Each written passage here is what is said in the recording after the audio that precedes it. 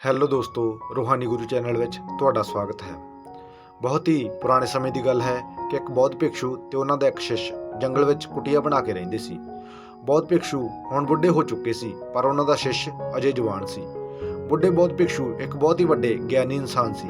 ਉਹ ਜਦੋਂ ਵੀ ਧਿਆਨ ਕਰਨ ਵਾਸਤੇ ਬੈਠਦੇ ਤਾਂ 2-3 ਦਿਨਾਂ ਤੱਕ ਧਿਆਨ ਹੀ ਕਰਦੇ ਰਹਿੰਦੇ। ਉਹ ਬੁੱਢੇ ਬੌਧ ਭਿਕਸ਼ੂ ਦੇ ਕੋਲ ਇੱਕ ਬਹੁਤ ਹੀ ਅਦਭੁਤ ਸ਼ਕਤੀ ਸੀ ਕਿ ਉਹ ਧਿਆਨ ਦੀ ਅਵਸਥਾ ਵਿੱਚ ਭਵਿੱਖ ਨੂੰ ਦੇਖ ਸਕਦੇ ਸੀ। ਇੱਕ ਦਿਨ ਜਦੋਂ ਉਹ ਧਿਆਨ ਕਰ ਰਹੇ ਸੀ ਤਾਂ ਉਹਨਾਂ ਨੇ ਦੇਖਿਆ ਕਿ ਅੱਜ ਤੋਂ 8ਵੇਂ ਦਿਨ ਉਹਨਾਂ ਦੇ ਸ਼ਿਸ਼ ਦੀ ਮੌਤ ਹੋ ਜਾਵੇਗੀ। ਤਾਂ ਫਿਰ ਉਹਨਾਂ ਨੇ ਆਪਣੇ ਸ਼ਿਸ਼ ਨੂੰ ਆਪਣੇ ਕੋਲ ਬੁਲਾਇਆ ਤੇ ਕਿਹਾ ਕਿ ਮੈਂ ਤੈਨੂੰ ਅਗਲੇ 7 ਦਿਨਾਂ ਦੀ ਛੁੱਟੀ ਦਿੰਦਾ ਹਾਂ, ਤੂੰ ਆਪਣੇ ਘਰ ਰਹਿ ਕੇ ਆ ਸਕਦਾ ਹੈ। ਸ਼ਿਸ਼ ਨੇ ਖੁਸ਼ ਹੋ ਕੇ ਕਿਹਾ ਕਿ ਸੱਚ ਗੁਰੂ ਜੀ, ਮੇਰਾ ਵੀ ਪਿਛਲੇ ਕਈ ਦਿਨਾਂ ਤੋਂ ਆਪਣੇ ਘਰ ਵਾਲਿਆਂ ਨੂੰ ਮਿਲਣ ਦਾ ਬਹੁਤ ਮਨ ਸੀ। ਗੁਰੂ ਨੇ ਕਿਹਾ ਕਿ ਹੁਣ ਤੂੰ ਜਾ ਸਕਦਾ ਹੈ, ਪਰ ਯਾਦ ਰੱਖੀ 7ਵੇਂ ਦਿਨ ਦੀ ਸ਼ਾਮ ਤੱਕ ਤੂੰ ਇੱਥੇ ਵਾਪਸ ਆਉਣਾ ਚਾਹੀਦਾ ਹੈ। ਸ਼ਿਸ਼ ਨੇ ਹਾਂ ਵਿੱਚ ਸਿਰ ਹਿਲਾਉਂਦੇ ਹੋਏ ਕਿਹਾ ਕਿ ਠੀਕ ਹੈ ਗੁਰੂ ਜੀ, ਮੈਂ ਪਹੁੰਚ ਜਾਵਾਂਗਾ, ਪਰ ਤੁਸੀਂ ਆਪਣਾ ਖਿਆਲ ਰੱਖਿਓ। ਹੁਣ ਤੁਸੀਂ ਬੁੱਢੇ ਹੋ ਚੁੱਕੇ ਹੋ, ਇਸ ਲਈ ਆਸ਼ਰਮ ਦਾ ਕੋਈ ਵੀ ਕੰਮ ਹੋਵੇ ਉਸ ਨੂੰ ਮੇਰੇ ਲਈ ਛੱਡ ਦੇਣਾ, ਮੈਂ ਵਾਪਸ ਆਉਂਦੇ ਹੀ ਕਰ ਦੇਵਾਂਗਾ। ਇਸ ਦੇ ਬਾਅਦ ਸ਼ਿਸ਼ ਨੇ ਗੁਰੂ ਦਾ ਆਸ਼ੀਰਵਾਦ ਲਿਆ ਤੇ ਆਪਣੇ ਘਰ ਵੱਲ ਨੂੰ ਚੱਲ ਪਿਆ, ਬਿਨਾਂ ਇਹ ਦੇਖੇ ਕਿ ਗੁਰੂ ਦੀਆਂ ਅੱਖਾਂ ਵਿੱਚ ਆਪਣੇ ਪਿਆਰੇ ਸ਼ਿਸ਼ ਨੂੰ ਖੋਹਣ ਦਾ ਕਿੰਨਾ ਦਰਦ ਸੀ। ਸ਼ਿਸ਼ ਦੇ ਪਿੰਡ ਦੇ ਰਾਹ ਵਿੱਚ ਇੱਕ ਨਦੀ ਪੈਂਦੀ ਸੀ। ਉਸ ਨਦੀ ਦੇ ਕਿਨਾਰੇ ਕੀੜੀਆਂ ਦਾ ਇੱਕ ਬਹੁਤ ਵੱਡਾ ਭੌਣ ਸੀ, ਜਿੱਥੇ ਲੱਖਾਂ ਕੀੜੀਆਂ ਰਹਿੰਦੀਆਂ ਸਨ। ਉਹਨਾਂ ਵਿੱਚੋਂ ਕੁਝ ਕੀੜੀਆਂ ਲਗਾਤਾਰ ਭੌਣ ਦੇ ਅੰਦਰ ਜਾ ਰਹੀਆਂ ਸਨ ਤੇ ਕੁਝ ਬਾਹਰ ਆ ਰਹੀਆਂ ਸਨ। ਉਹਨਾਂ ਵਿੱਚੋਂ ਕੁਝ ਕੀੜੀਆਂ ਆਪਸ ਵਿੱਚ ਟਕਰਾ ਜਾਂਦੀਆਂ ਤੇ ਫਿਰ ਰਸਤਾ ਬਦਲ ਲੈਂਦੀਆਂ ਸਨ। ਇਹ ਸਭ ਦੇਖ ਕੇ ਉਸ ਸ਼ਿਸ਼ ਨੂੰ ਬਹੁਤ ਆਨੰਦ ਆ ਰਿਹਾ ਸੀ। ਉਹ ਕੁਝ ਦੇਰ ਤੱਕ ਖੜਾ ਉਹਨਾਂ ਨੂੰ ਉਸੇ ਤਰ੍ਹਾਂ ਹੀ ਦੇਖਦਾ ਰਿਹਾ ਤੇ ਫਿਰ ਅਚਾਨਕ ਹੀ ਉਸ ਦਾ ਧਿਆਨ ਨਦੀ ਵੱਲ ਗਿਆ। ਉਸਨੇ ਦੇਖਿਆ ਕਿ ਨਦੀ ਦਾ ਪਾਣੀ ਹੌਲੀ-ਹੌਲੀ ਵੱਧਦਾ ਜਾ ਰਿਹਾ ਹੈ, ਜਿਸ ਦੇ ਕਾਰਨ ਉੱਠਣ ਵਾਲੀਆਂ ਲਹਿਰਾਂ ਕੀੜੀਆਂ ਦੇ ਭੌਣ ਤੱਕ ਪਹੁੰਚ ਸਕਦੀਆਂ ਹਨ, ਜਿਸ ਦੇ ਕਾਰਨ ਇਹ ਲੱਖਾਂ ਕੀੜੀਆਂ ਬੇਵਜ੍ਹਾ ਹੀ ਮਾਰੀਆਂ ਜਾਣਗੀਆਂ।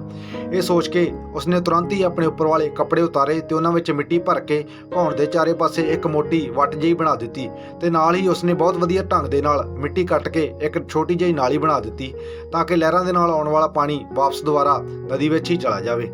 ਤੇ ਇਸ ਤੋਂ ਬਾਅਦ ਉਹ ਨਦੀ ਪਾਰ ਕਰਕੇ ਆਪਣੇ ਘਰ ਚਲਾ ਗਿਆ।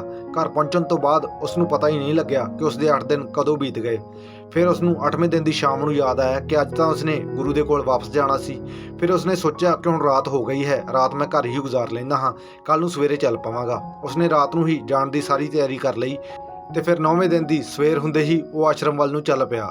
ਉਸ ਨੂੰ ਉਮੀਦ ਸੀ ਕਿ ਉਹ ਸ਼ਾਮ ਹੋਣ ਤੋਂ ਪਹਿਲਾਂ ਆਸ਼ਰਮ ਪਹੁੰਚ ਜਾਵੇਗਾ। ਇੱਧਰ ਗੁਰੂ ਬਹੁਤ ਜ਼ਿਆਦਾ ਦੁਖੀ ਸੀ ਕਿ ਅੱਜ 9ਵਾਂ ਦਿਨ ਹੈ, ਕੱਲ ਹੀ ਮੇਰੇ ਸ਼ਿਸ਼ ਦੀ ਮੌਤ ਹੋ ਗਈ ਹੋਵੇਗੀ।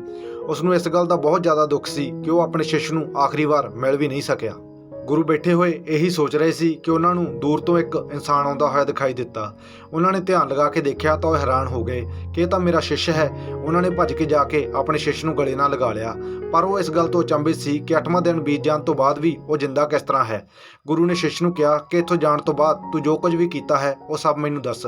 ਸ਼ਿਸ਼ ਨੇ ਕੀੜੀਆਂ ਵਾਲੀ ਸਾਰੀ ਕਹਾਣੀ ਗੁਰੂ ਨੂੰ ਸੁਣਾਈ। ਸ਼ਿਸ਼ ਦੇ ਮੂੰਹੋਂ ਕਹਾਣੀ ਸੁਣਨ ਤੋਂ ਬਾਅਦ ਗੁਰੂ ਨੂੰ ਇਹ ਸਮਝਦੇ ਦੇਰ ਨਹੀਂ ਲੱਗੀ ਕਿ ਸ਼ਿਸ਼ ਨੇ ਲੱਖਾਂ ਕੀੜੀਆਂ ਦੀ ਜਾਨ ਬਚਾਈ ਹੈ ਤੇ ਇਸੇ ਕਰਮ ਦੇ ਫਲਸਰੂਪ ਸ਼ਿਸ਼ ਨੂੰ ਜੀਵਨ ਦਾਨ ਮਿਲ ਗਿਆ ਹੈ।